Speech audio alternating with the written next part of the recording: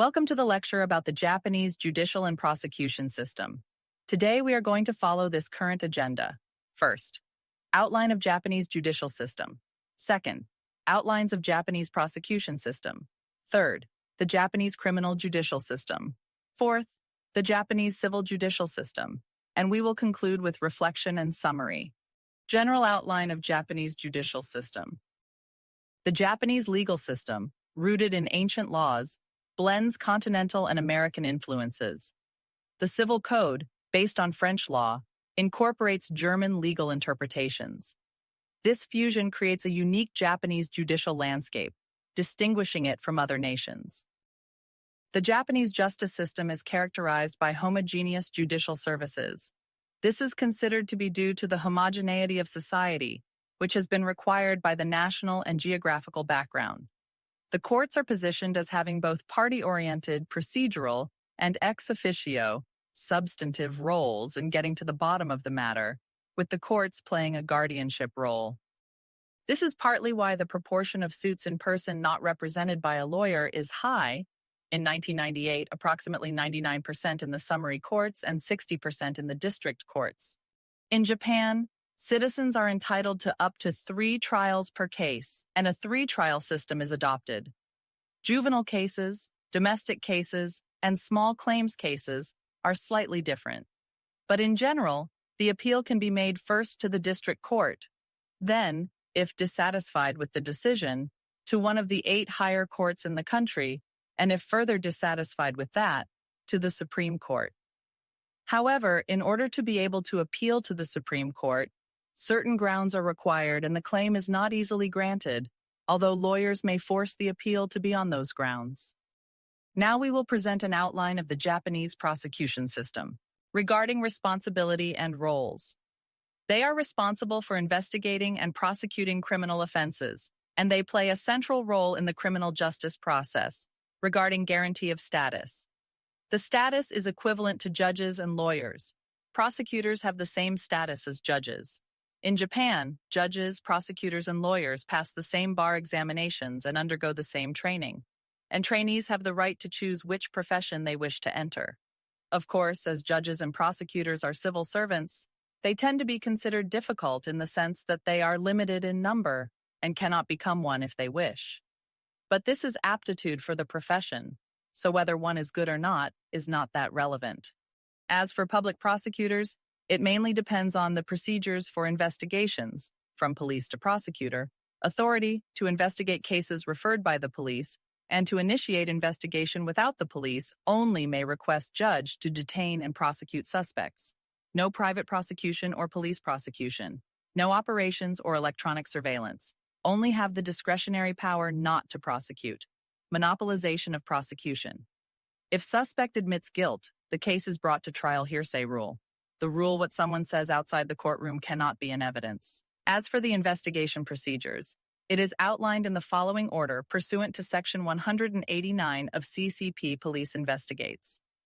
First, prosecutors are divided into 2 groups: prosecutors in charge of investigations and prosecutors in charge of trials. The prosecutors have roles of investigation, but it is the police who first investigate when there is an edge to a crime. The prosecutor investigates cases referred to him or her by the police. As for the collection of evidence, the investigation carried by the prosecutor is mainly the preparation of statements from suspects and witnesses, so on request of pre-indictment detention. Prosecutors, it is a judge who decides whether or not to detain the person. Strict time limit from investigation to prosecution. Generally, prosecutors have strong powers. Nevertheless, their powers are somehow restricted by law. This slide lists some of the characteristics of prosecutors. There are cumbersome exceptions to the hearsay rule, such as when the defendant's own statement is made and cross-examination is meaningless. The prosecutor wants to produce a written statement because it can be used as evidence. They produce written statements based on an interview with a suspect or a witness. Recommend a specific sentence, for example, specific term of imprisonment, specific amount of fine, etc. There is a theory of presumed innocent until proven guilty. The prosecutor is therefore tasked with gathering solid evidence. In Japan, the acquittal rate is extremely low. This is because prosecutors do not prosecute where there is insufficient evidence. We will discuss the prosecutor's discretion to prosecute later. It is important to clarify the problems of Japanese criminal judicial system, hostage justice. Hostage justice in Japan is often criticized from outside the country and have received advice to improve by the UN. Therefore, the case of Carlos Ghosn shall be introduced. Mr. Ghosn is a former chairman of Nissan, Japanese car manufacturer. At 5:50 a.m. on the 4th of April, Mr. Ghosn was arrested on suspicion of breaching the Companies Act, special breach of trust. The Tokyo District Court granted him bail on the grounds that he was not in danger of concealment or destroying evidence. In addition to the payment of a bail bond of 500 million yen, suspects are originally detained for a maximum of 10 days. In principle, the prosecutor must decide whether to prosecute or release the suspect within 10 days. Only if the judge considers that there are compelling reasons can the detention period be extended in exceptional cases. In practice, however, requests for an extension of detention are more rarely rejected.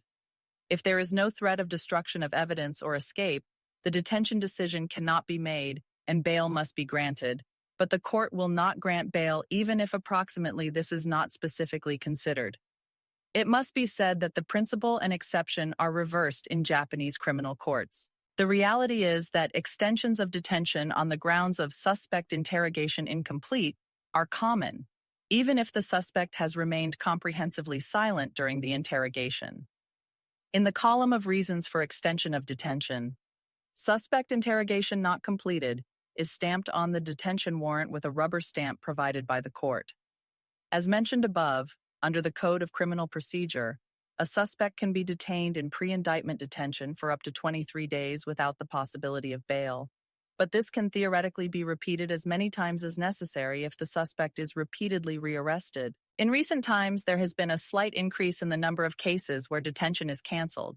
Extension of detention is not granted or bail is granted, but still, firstly, if no confession is made, detention, extension of detention, or denial of bail application in most cases.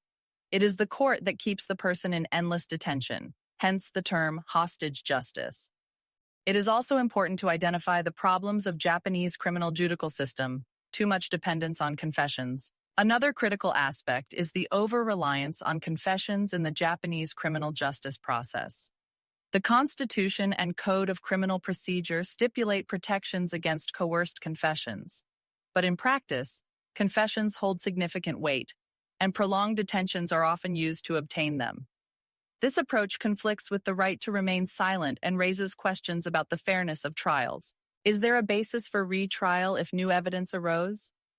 The primary reason for seeking a retrial is the discovery of new evidence that could potentially change the original verdict. This might include new evidence that was not presented in the initial trial and was not known to the defense, evidence suggesting that the initial evidence used to convict was false or mistaken. The Saiban-in system that commenced on May 21, 2009, is a system in which the Saiban-in who have been selected from the general public participate in the criminal trials for serious cases. The Saiban-in, with professional judges, determine whether the defendant is guilty or not and the sentence where guilty. The system of justice has been debated throughout the post-war period. The system of citizen participation is not new in Japan, and there was a time before the war when the country had a jury system. However, during the World War II, jury trials were no longer conducted. The reasons for this were that, in order to hold a jury trial, it was necessary to accommodate the jurors and provide them with food, so it was very expensive to provide the court with accommodation and other facilities, etc. Moreover, in a jury trial, if the judge disagreed with the jury's decision, he or she could switch jurors, and the judge could give the decision as he or she wished. Since then, the jury system has remained suspended. In the 1990s, there were calls for a trial that took into account the feelings of the victims and for the jury system to be reinstated.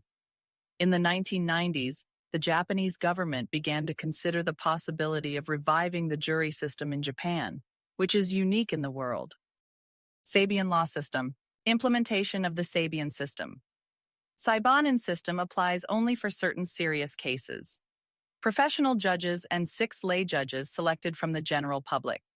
Lay judges conduct a deliberations. Regarding verdict, they judge guilty or innocent, and if guilty, further determine the severity of the sentence and passes sentence after deliberations. Professionals and lay judges alike have 1 vote per person. The verdict must include I, a majority, and 2, the views of both professionals and lay judges. Japanese civil judicial system. As explained at the beginning of this section, Japan is said to have a high sense of equality. This may be due to the fact that it is an island nation with a single ethnic group, which tends to avoid conflict. Of course, we know that no one likes to litigate with non-Japanese ethnic groups, but the Japanese in particular tend to dislike making things black and white.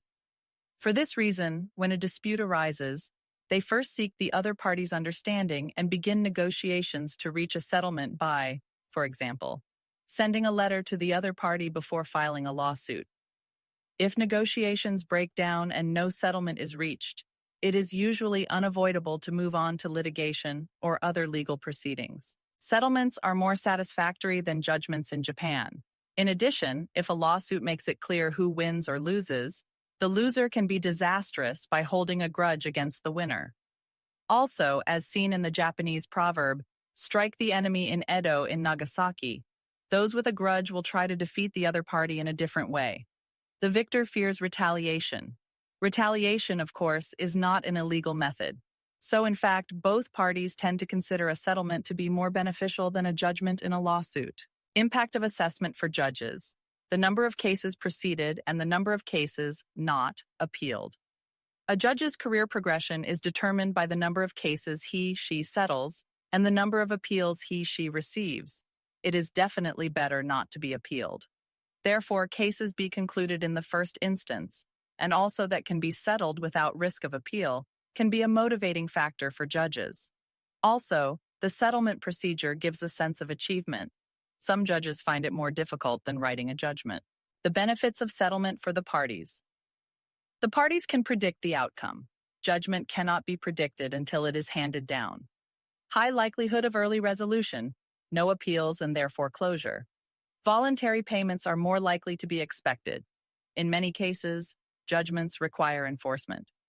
Relatively flexible conditions can be imposed, as conditions that cannot be imposed can also be imposed in a settlement. In a judgment, only enforceable terms can be ordered, so conditions that cannot be attached can be attached in a settlement, as long as they are agreed, often confidentiality obligations.